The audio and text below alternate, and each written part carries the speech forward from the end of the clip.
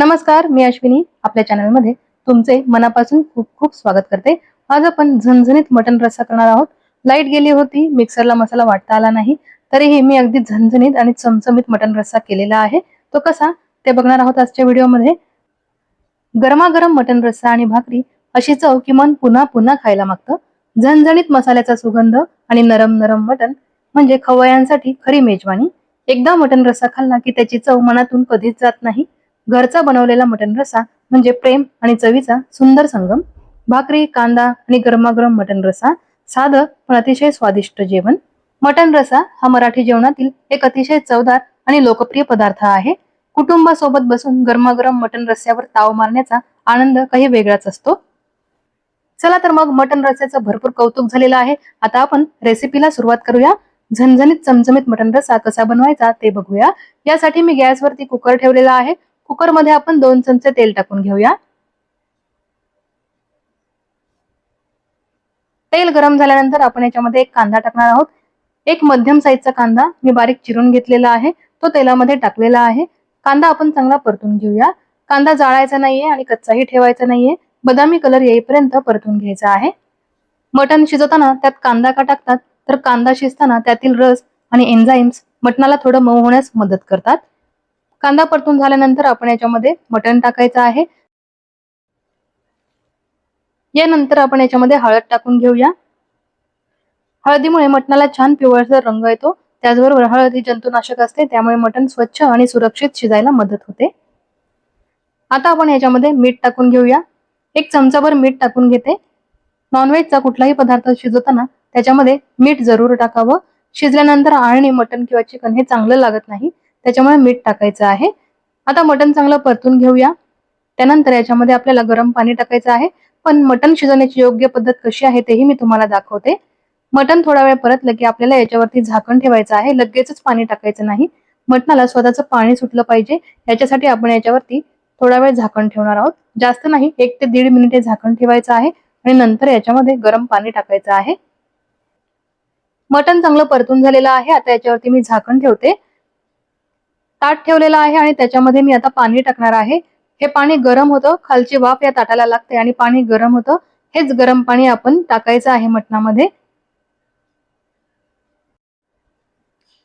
जवळजवळ 2 मिनिटे झालेली आहेत। पाणी सुद्धा हे कोमट झालेलं आहे आणि इथे बघा मटणाला सुद्धा पाणी सुटलेलं आहे, तुम्ही बघताय ना। अशा पद्धतीनं मटण शिजवलं ना ते अगदी पटकनही शिजतं आणि खूप चवदार लागतं खायला। त्याच्यामुळे मटण शिजवताना तुम्ही या पद्धतीनं शिजवा। आता मी याच्यामध्ये पाणी टाकते। ताटामध्ये जे पाणी आपण घेतलं होतं ना ते याच्यामध्ये टाकूया। शिवाय मी अजून पाणी गरम करायला ठेवलेलं आहे बाजूला, ते सुद्धा टाकणार आहे। जवळजवळ 2 ग्लास पाणी मी याच्यामध्ये टाकणार आहे। 300 ग्रॅम मटण आहे हे, याच्यासाठी मी 2 ग्लास पाणी कुकरमध्ये टाकते आहे। आता याला उकळी आली की आपण झाकण लावूया कुकरचं आणि याच्या 3 ते 4 शिट्ट्या घेऊया। मटण अगदी चांगलं मऊ शिजून घ्यायचं आहे, म्हणून आपण 4 शिट्ट्या करून घेणार आहोत। आता मी याच्यामध्ये थोडंसं साजूक तूप टाकणार आहे, जास्त नाही, अगदी थोडंसं, अर्धा चमचा साजूक तूप टाकायचं। याच्यामुळे ना मटणाला अगदी छान चव येते शिजल्यानंतर, त्याच्यामुळे थोडंसं तूप टाकलेलं आहे। आता कुकरचं झाकण लावूया आणि गॅसची फ्लेम मीडियम ठेवून 4 शिट्ट्या करून घेऊया।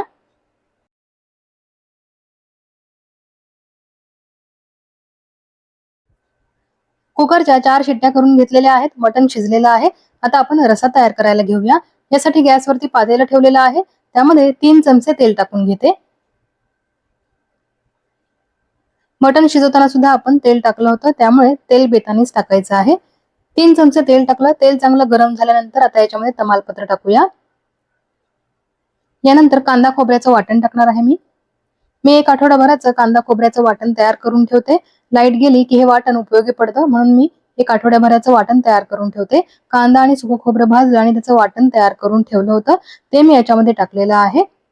फक्त आलं आणि लसणाची पेस्ट संपली होती, म्हणून मी आलं आणि लसूण ठेचून घेतलेलं आहे, ते आता आपण याच्यामध्ये टाकणार आहोत।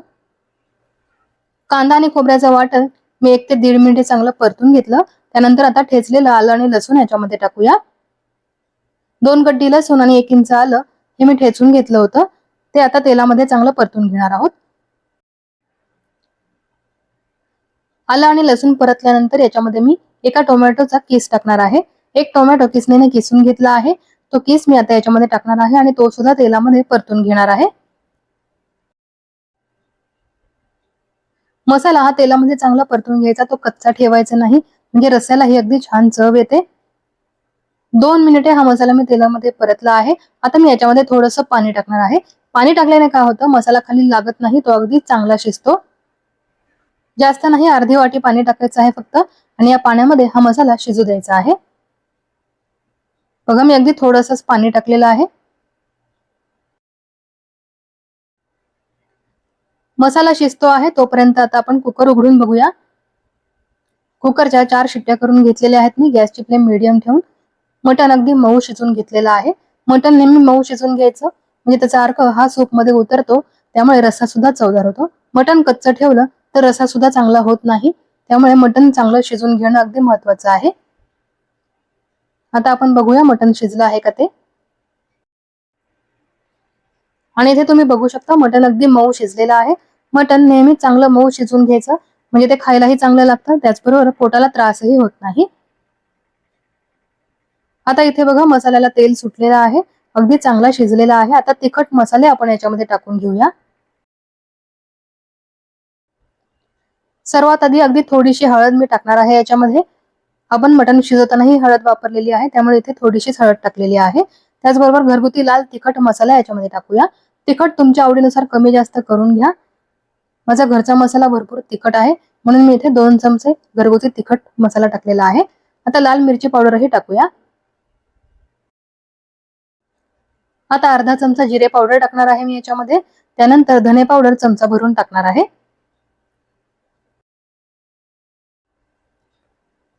सगळे कोरडे मसाले टाकून झालेले आहेत. आता हे आपण तेलामध्ये परतून घेऊया. आणि कोरडे मसाले हे लगेचच जळतात, त्यामुळे आपण हे थोडा वेळ परतायचे, की नंतर याच्यामध्ये सुद्धा थोडंसं पाणी टाकायचं आहे, जेणेकरून हे मसाले जळणार नाही, अगदी चांगले शिजतील.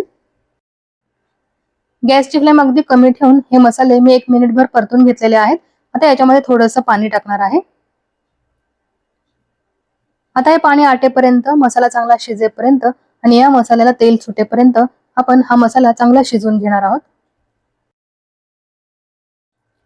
आता मी याच्यामध्ये काही खडा गरम मसाला कुटून घेतलेला आहे, ती पावडर टाकणार आहे.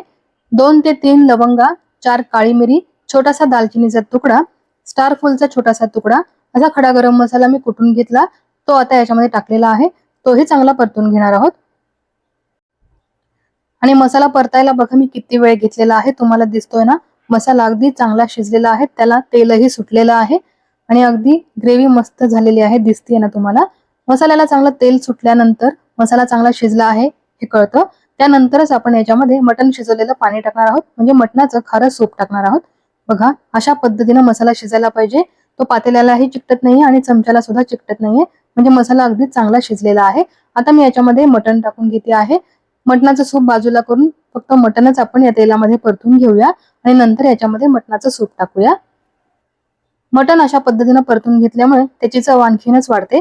तुम्हाला जर सुक्क मटण खायचं असेल तर तुम्ही हे मसाल्यातलं परतलेलं मटण बाजूला काढून ठेवू शकता थोडंसं आणि सुक्क मटण म्हणून खाऊ शकता, अगदी चविष्ट होतं. मटण चांगलं परतल्यानंतर आपण याच्यामध्ये सूप टाकायचं आहे. जास्त नाही, अगदी 1 मिनिटभरच परतणार आहे.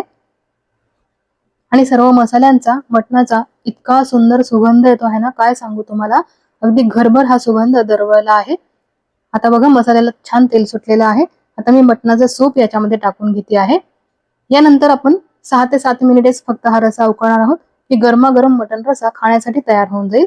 तुम्हाला घट्ट, पातळ जसा रस्सा हवा आहे तसं पाणी तुम्ही याच्यामध्ये टाकून घ्या. आमच्याकडे मटणाचा रस्सा हा पातळ करतात, जास्त घट्ट करत नाही, त्यामुळे मी पुरेसं पाणी याच्यामध्ये टाकून घेते आहे. त्यानंतर चवीनुसार मीठही टाकायचं आहे. मटण शिजवतानाही आपण मीठ टाकलेलं आहे, ते बघूनच तुम्ही याच्यामध्ये मीठ टाका. मी आधी बघणार आहे, चेक करणार आहे मीठ बरोबर आहे का, त्यानंतरच याच्यामध्ये मीठ टाकणार आहे. मी चाखून बघितलं, याच्यामध्ये मिठाची गरज नाहीये. मी मटण शिजवताना पुरेसं मीठ टाकलं होतं, त्यामुळे मीठ नाही टाकलं. तर आता मी हे चमचाभर बाजरीचं पीठ टाकलेलं आहे. बाजरीचं पीठ मी भाजून ठेवते, एकदाच भाजून ठेवायचं, डब्यामध्ये भरून ठेवायचं आणि जेव्हा लागेल तेव्हा ते बाजरीचं पीठ वापरायचं, असं करते मी. तर 1 चमचा भरून बाजरीचं पीठ मी याच्यामध्ये टाकलेलं आहे. याने रस्सा दाटसरही होतो आणि त्याला एक गावरान पद्धतीची चवही येते. 6 ते 7 मिनिटे मटण रस्सा उकळला, गॅस बंद केला आणि मटण रस्सा हा खाण्यासाठी तयार झालेला आहे. गरमागरम रस्सा हा भाकरी बरोबर खा, चुरून खायचा, अगदी भन्नाट लागतो. इंद्रायणी भाताबरोबर तर हा रस्सा अप्रतिम लागतो. तर तुम्ही सुद्धा या पद्धतीनं मटण रस्सा नक्की बनवा आणि मला कमेंट करून सांगा तुम्ही बनवलेला रस्सा कसा झाला आहे ते. आजचा व्हिडिओ आवडला असेल तर व्हिडिओला लाईक करा, शेअर करा आणि चॅनलवरती नवीन असाल तर चॅनलला जरूर सबस्क्राईब करा. कारण अशाच इझी आणि टेस्टी रेसिपीज आपण आपल्या चॅनलवरती बघणार आहोत. पुन्हा भेटूया. धन्यवाद.